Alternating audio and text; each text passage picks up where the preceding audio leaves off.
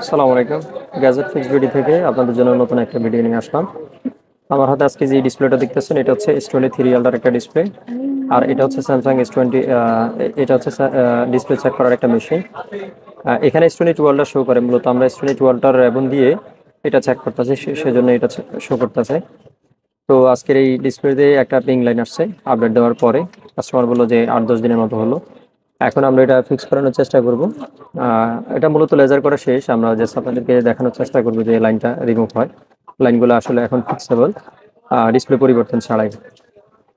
ঠিক আছে, তো আমরা আগেই লেজার করে রাখছি এবং সব কাজগুলো আগেই কমপ্লিট করে রাখছি, যাতে করে ভিডিওটা সংক্ষেপে আপনাদেরকে দেখাতে পারি।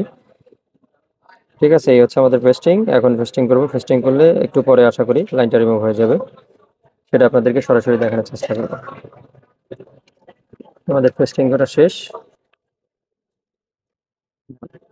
আমরা একটু ওয়েট করবো লাইনটা রিমুভ হওয়ার জন্য। যদি অটোমেটিক চলে যায় তাহলে ভালো, আর যদি না হয় তাহলে আমাদেরকে নতুন করে আবার কাজ করতে হবে। তো এই কাজগুলো করা খুবই ক্রিটিক্যাল কাজ এবং সময় সাপেক্ষ ব্যাপার। আপনারা যারা কাজ করাবেন অবশ্যই সময় নিয়ে আসবেন, হাতে সময় নিয়ে আসবেন যথেষ্ট পরিমাণে, যাতে আপনাদের ভালো একটা রেজাল্ট। দেখেন লাইনটা অলমোস্ট ক্লিয়ারের পথে, দেখেন একদম মিশে যাচ্ছে। ঠিক আছে, একদম শেষ পর্যায়ে, হ্যাঁ একদম ক্লিয়ার হয়ে গেছে। তো আমরা মূলত এইভাবে গ্রিন লাইন বা পিঙ্ক লাইনগুলো ফিক্স করে থাকি। তো আপনাদের যাদের গ্রিন লাইনে পিঙ্ক লাইন আসবে আপডেট জনিত কারণে বা ওভারহিটিং এর কারণে, আপনারা অবশ্যই দ্রুত আসবেন। দ্রুত আসলে ইনশাল্লাহ আমরা আপনাদেরকে অনেক ভালো একটা রেজাল্ট দিতে পারবো। ধন্যবাদ।